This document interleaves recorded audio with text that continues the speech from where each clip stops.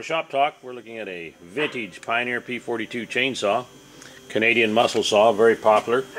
This one features a 30-inch bar and chain. That's 3/8 pitch on a skip tooth chisel bit chain. Sprocket nose, very popular for cutting large wood. Does run good, has some dings, I'll point those out, but great firewood saw or wood cutting saw. Kill switch is right here.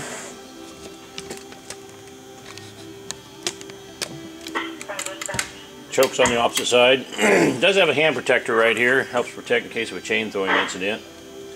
Foot pad when starting this high compression motor. On the ground, get your foot in there and get a grip on the handlebar and you can start this saw. The dog's been added on too. It's got a little extension on it for cutting the bigger barked wood. Handlebar rubber is a little warped a little bit there.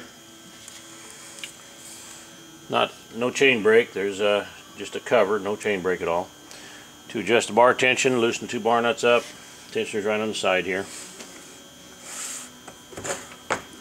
Just a vintage muscle saw, good running firewood saw. If you need a big saw for cutting some big wood, here's a nice one.